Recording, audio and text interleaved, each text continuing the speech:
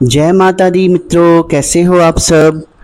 दोस्तों, जो आज का विषय है वो एक ऐसा विषय है, वो हो सकता है कि आपके जीवन में भी कभी घटित हुआ हो और ज़्यादातर लोगों के जीवन में घटित होता है। इसमें होता क्या है कि रात के समय जिस कमरे में हम सोए होते हैं तो हमारी छत के ऊपर धम धम की आवाज़ आती है। ऐसे लगता है कोई चल रहा है या फिर घुंघरुओं की आवाज़ आती है। कई बार क्या होता है कि जो हमारे घर का मुख्य द्वार होता है वहाँ पर दरवाजे पर खटखटाने की आवाज़ आती है और ज़्यादातर ये 3 बार खटखटाया जाता है। और कई बार तो हमारे कानों में आवाज़ सुनाई देती है जैसे कोई व्यक्ति हमारा नाम लेकर पुकार रहा हो, और ये आवाज़ जो है 3 बार आती है। तो बहुत से लोगों के मन में ये मंशा थी कि अगर ऐसा हमारे साथ हो रहा है तो क्या ये कोई देवी देवता है या फिर कोई नेगेटिव एनर्जी है, कोई भूत प्रेत, शाकनी डाकनी, यक्ष गंधर्व है, तो क्या है। ये बहुत सारे लोगों के मन में प्रश्न आता है। आज इस वीडियो में हम इन सारे प्रश्नों का समाधान करेंगे। इससे पहले कि हम विषय को शुरू करें, मेरा आप सबसे आग्रह है, जो भी मेरी इस YouTube चैनल पर पहली बार आया है और पहली बार मेरी वीडियो को देख रहा है, वो कृपया करके मेरी वीडियो को एक लाइक कर दे, चैनल को सब्सक्राइब कर दे और बेल आइकन को भी प्रेस कर दे, ताकि आगे जो मेरी वीडियोस आने वाली हैं उनका नोटिफिकेशन जो है वो उन तक पहुंचता रहे। तो चलिए दोस्तों, शुरू करते हैं।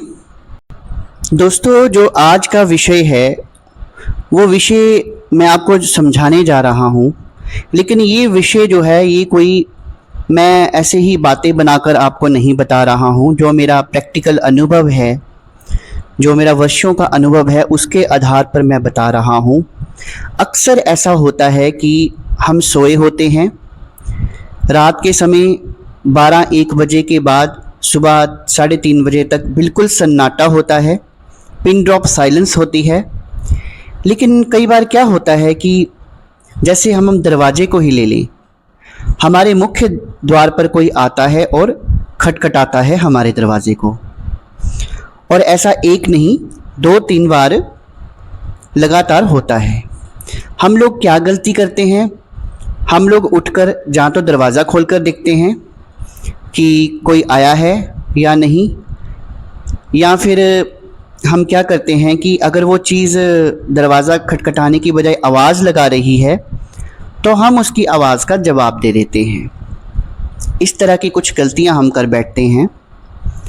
तो सबसे पहले तो मैं आपको बिल्कुल साफ कर देना चाहूँगा कि अगर आपके मन में ये है कि कोई दिव्य शक्ति हमें अप्रोच कर रही है, कोई दिव्य शक्ति जो है हमारे निकट आ रही है, तो ऐसा नहीं है। चाहे ये ब्रह्म मुहूर्त में भी हो, दिव्य शक्तियाँ जो हैं इस तरह कभी भी अपने साधकों की तरफ नहीं बढ़ती हैं। दिव्य शक्तियाँ जो हैं, बार बार मैं अपनी वीडियोस में बता रहा हूँ कि हम शक्ति को ढूंढ रहे हैं मंदिरों में, मस्जिदों में, लेकिन शिव और शक्ति तो हमारे अंदर ही विद्यमान है। उसका अंश तो हमारे अंदर ही है, पर हम युगों युगों से उसे हिमालय पर्वतों पर, मंदिरों में, मस्जिदों में ढूंढ ढूंढ कर थक गए हैं, पर हमें वो शक्ति जो है वो प्राप्त नहीं हुई है। उसका कारण यही है कि हमारी हालत उस मृग की तरह है, कस्तूरी मृग की तरह है। कस्तूरी उसके अंदर ही होती है, उसको खुशबू आती है और वो उस खुशबू की तलाश में दर दर भटकता है, लेकिन अंत में उसकी मृत्यु भी हो जाती है, पर उसे पता नहीं चलता कि ये मनमोहक खुशबू कहाँ से आ रही है। तो अपने आप को पहचानिए, ईश्वर हमारे अंदर हैं। जब हम पूजा पाठ करते हैं, अपने भक्ति के लेवल को बढ़ाते हैं, हमारा ऑरा स्ट्रांग होता है, तो देवी देवता हमारे आसपास ही होते हैं, वो कहीं दूर से चलकर नहीं आते। वो परमात्मा का अंश हमारे अंदर ही है। जब हम उस शक्ति को बढ़ा लेते हैं तो वही साकार रूप ले लेता है, वही देवी देवताओं का रूप ले लेता है। तो सबसे पहले मैंने आपको क्लियर कर दिया कि इस तरह की कोई भी हरकत आपके साथ हो रही है तो वो नेगेटिविटी है, कोई भी पॉजिटिव एनर्जी आपको अप्रोच करने की कोशिश नहीं कर रही है। अब सबसे पहले ले लेते हैं कि अगर कोई केस है कि आपके दरवाजे को कोई खटखटाता है, वो एक बार खटखटाता है, दूसरी बार खटखटाता है और तीसरी बार अगर खटखटा रहा है तो आप जाकर अगर दरवाजे को खोल के देख रहे हैं तो आपको ऐसा कभी भी नहीं करना है जब तक आपकी डोरबेल कोई ना बजाए, क्योंकि आज मॉडर्न ज़माने का युग है। आजकल तो दरवाज़ा कोई खटखटाता ही नहीं है, सभी को पता होता है कि डोरबेल लगी होती है। या फिर आपको कोई पर्सनली फ़ोन ना करे तब तक आपने उठना नहीं है। और अगर कोई आवाज़ भी लगाए, ऐसा लगता है कि कोई परिचित आवाज़ में ही कोई व्यक्ति बोल रहा है और वो आपका नाम पुकार रहा है, तो हमें कभी भी नहीं उठना है।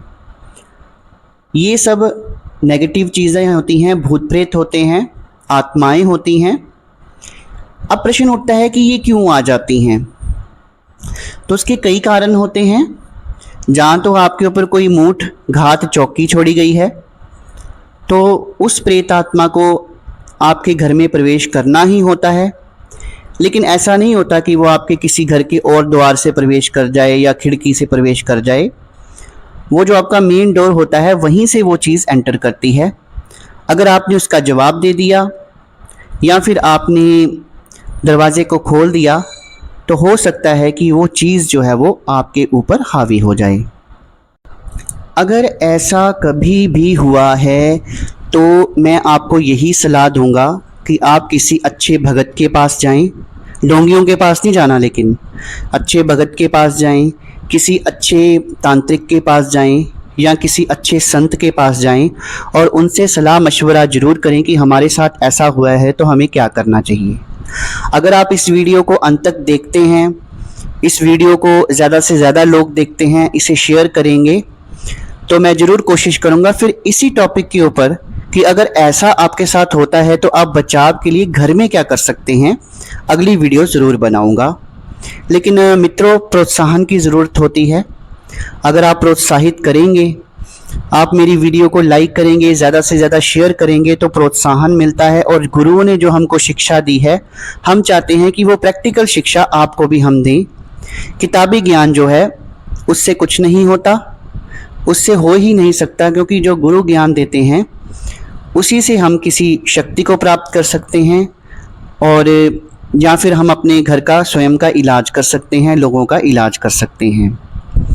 तो इसके ऊपर मैं एक वीडियो ज़रूर बनाऊंगा।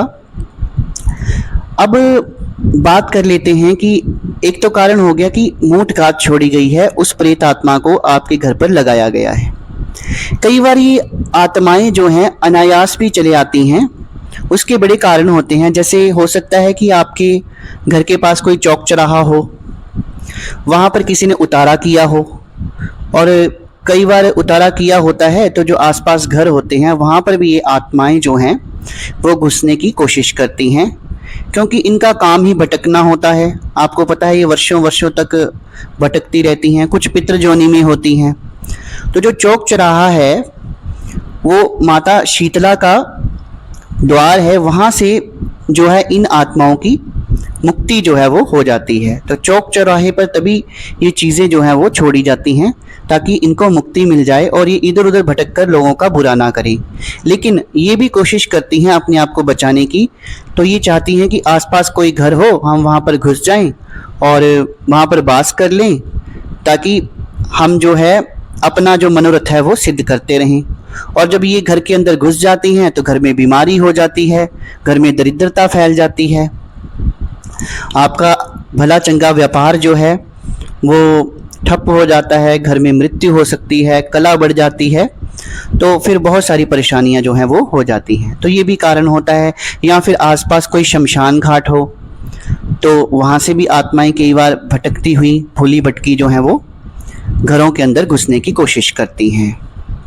इसके अलावा और भी कई कारण होते हैं। जैसे कोई हाईवे के पास आपका घर है और वहाँ कोई एक्सीडेंट हुए हों, या रेलवे ट्रैक के पास आपका घर है, वहाँ पर लोगों ने सुसाइड किया हो, खुदकुशी की हो, तो बहुत सारे कारण होते हैं।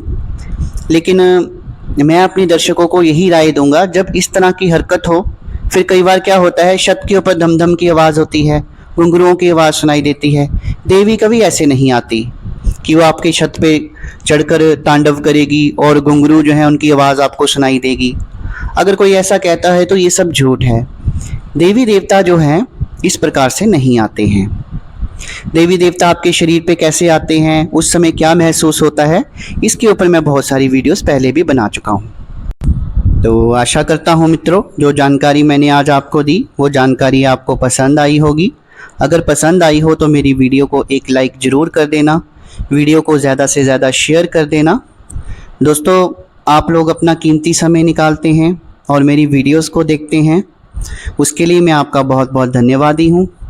इसी तरह वीडियोस को देखते रहिए, शेयर करते रहिए, ताकि हमारा छोटा सा ये परिवार जो है सच्चे भगत परिवार, वो एक दिन बहुत बड़ा हो जाए और लोगों का मेरी वीडियोस देखकर अगर समाधान होता है या उन्हें छोटी सी भी मदद पहुंचती है तो मुझे भी बहुत खुशी होती है। तो दोस्तों, मेरी वीडियोस को देखने के लिए बहुत बहुत धन्यवाद। शुभ रात्रि। आज के लिए इतना ही। कल फिर से हाजिर होंगे एक नई वीडियो के साथ। धन्यवाद।